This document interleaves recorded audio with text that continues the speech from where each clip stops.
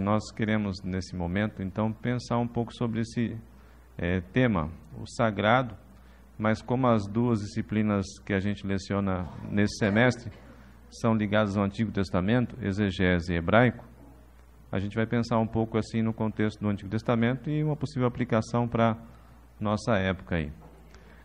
Uma definição que a gente encontrou aqui, do termo sagrado no latino, sacrato, refere-se a algo que merece veneração ou respeito religioso, por ter uma associação com uma divindade ou com objetos considerados divinos. O que nos chama a atenção aqui, para a nossa época aí, é esse respeito religioso.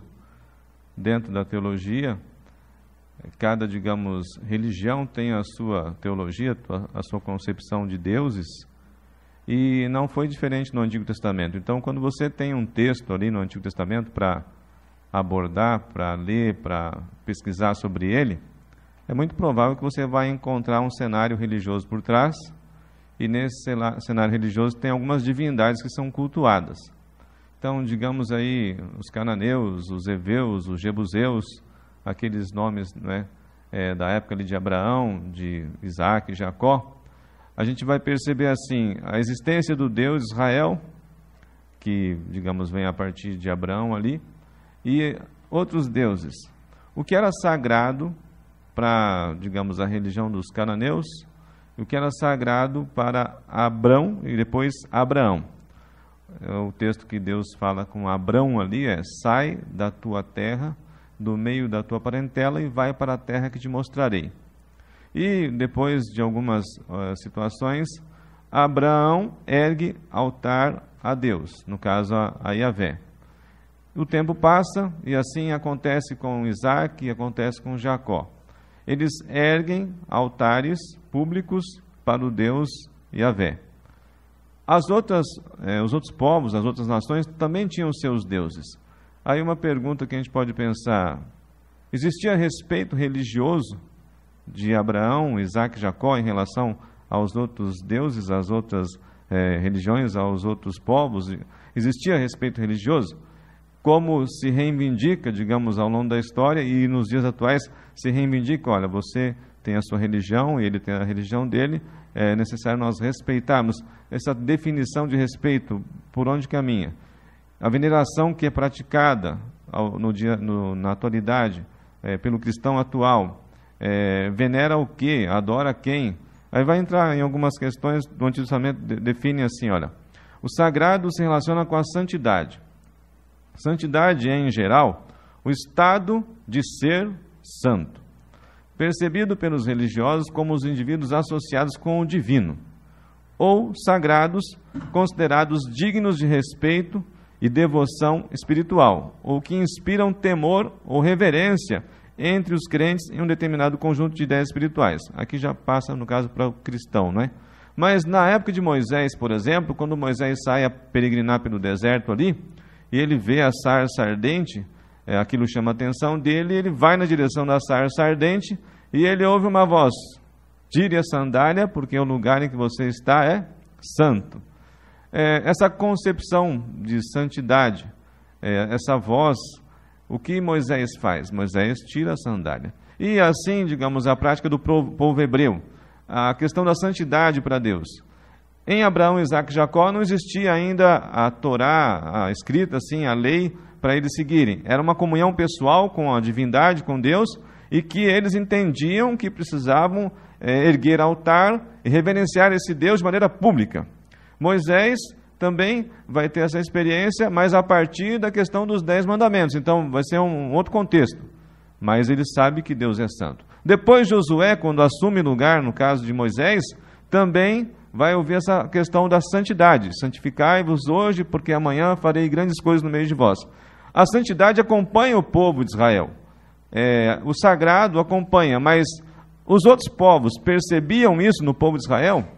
Qual é o conceito sagrado para o hebreu? Qual é o conceito sagrado para alguém de outra religião da época? Então, a gente vai pensando algumas coisas assim. Trazendo mais para a época aí medieval até, né? Sacramentos da iniciação cristã, batismo, confirmação e eucaristia, que lançam os alicerces da vida cristã. Os fiéis renascidos pelo batismo são fortalecidos pela confirmação e alimentados pela eucaristia. Isso aqui é mais voltado para a Igreja Católica, tá? Esses termos assim, nesse sentido. Sacramentos da cura, penitência e unção dos enfermos. Então, há um conceito de sacramento, há um conceito sagrado também para a linhagem católica, a religião católica. Há aquilo que os católicos, de um modo geral, consideram sagrado e santo, os evangélicos também consideram. Os protestantes da Irlanda, por exemplo, também consideram. E assim, em outros países, quem tem a razão em relação ao que é e o que não é sagrado? É possível pensar sobre isso? Qual é o conceito de sagrado na atualidade? Qual é o conceito de profano na atualidade? Qual é o conceito de reverência na atualidade? Aí a gente adianta um pouco e vai lá chegar no profeta Ezequiel. Ele vive em qual contexto? No contexto babilônico. O contexto babilônico é uma confusão, digamos, de deuses. São vários deuses que vão sendo identificados ali. E aí surge lá no capítulo 44, no verso 23, porque os sacerdotes deveriam ensinar, deveriam explicar o que é santo e o que é profano. Fazer distinção entre o que é santo e o que é profano. Quem deveria ensinar? Os sacerdotes, líderes espirituais. É isso que tem acontecido na atualidade? Os sacerdotes têm explicado, têm ensinado sobre o que é santo e o que é profano? Não é? Aqui. E a meu povo ensinarão a distinguir entre o santo e o profano, e o farão discernir entre o impuro e o puro. Onde está isso? No estereótipo da pessoa? Vestimenta, fala, a questão da santidade? Ou está no caráter da pessoa, internamente? Está no olhar da pessoa? O pensar, digamos, é particular a pessoa e Deus, né? Mas aquilo que se manifesta, aquilo que se expressa. Onde é possível identificar isso? Santo, profano? E quem consegue discernir o que é puro e o que é impuro? O profeta anunciou isso aqui, num contexto babilônico. A palavra kadosh, santo, significa algo que é outro, diferente. O oposto daquilo que é comum. Então aqui, por esse termo, no caso da língua hebraica, dá para se pensar, não, é diferente. Então você tem duas situações, digamos, pegar aqui dois postes, né? Um está, digamos, ali com uma escultura, algumas coisas, e o outro poste está liso, sem nada, só a madeira. Há uma diferença entre o santo e o profano. Há uma diferença entre um cristão e um não cristão. Onde estão as diferenças? Havia uma diferença entre um judeu e entre, no caso, um babilônico. Eram as vestes, eram as falas. O que mostrava a diferença? Então a palavra vem carregada de um sentido de santidade e consagração. Os profetas eram consagrados a Deus e assim recebiam a mensagem do Senhor e transmitiam ao povo. Mas que tipo de consagração eles tinham? Obedeciam um ritual? Obedeciam assim regras? Ou essa comunicação direta com Deus, contínua, constante, frequente, fazia com que eles andassem em santidade? Aí tem o texto lá de Eclesiastes 9:8, né? Em todo tempo sejam alvas as tuas vestes e jamais falte óleo na sua cabeça. Essa questão de vestes limpas, quando Zacarias, ali no seu livro, escreve que as vestes de Josué são trocadas porque ele está com as vestes sujas e precisa, na presença de Deus, ter vestes limpas. É possível, digamos, estar na presença de Deus de qualquer maneira? Ou precisa trocar as vestes, assim como o sacerdote Josué teve suas vestes trocadas? Profano é uma palavra classificada como adjetivo masculino que qualifica aquilo que é alheio à religião. Uma definição técnica, digamos. Sua origem vem do latim pro, ante, mais fanum, templo. É tudo que transgride as regras sagradas. Então, assim, dentro do templo é tudo santo. Fora do templo é tudo profano. Se serve a Deus, digamos, dentro de quatro paredes, é santo. Se serve a Deus fora de quatro paredes, é profano. São os conceitos que surgiram, tá? E aí, até que ponto as pessoas aceitam isso? Vem diferença entre as práticas da igreja A, B, C, D, religião A, B, C, D.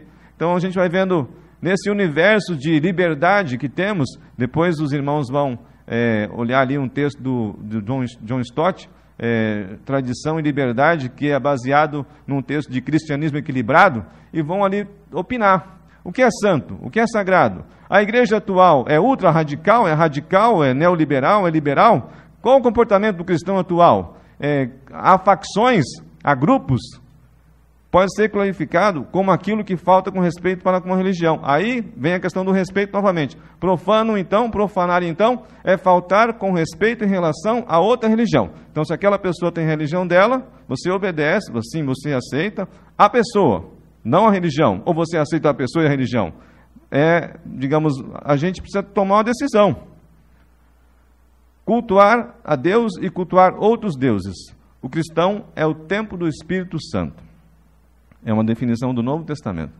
Então, cultuar a Deus e cultuar a outros deuses, tá? É a decisão que nós precisamos tomar. Cultuamos a quem? O povo hebreu cultuou a quem? Os babilônicos cultuaram a quem? E os romanos cultuaram a quem? E os gregos cultuaram a quem? O que eles achavam que era santo e que era profano? E os cristãos do século XXI acham o quê? O que é santo e o que é profano? E na prática diária, teologia prática, lá na hora de praticar aquilo que aprendeu como metodologia, né? Tem a metodologia e tem a prática. Você vai chegar lá e vai agir como? Não, isso pode, isso não pode, isso deve, isso não deve. É possível assim ser sim, sim, não, não? Ou vamos ver, vamos pensar sobre isso. Amém? Deus abençoe a todos.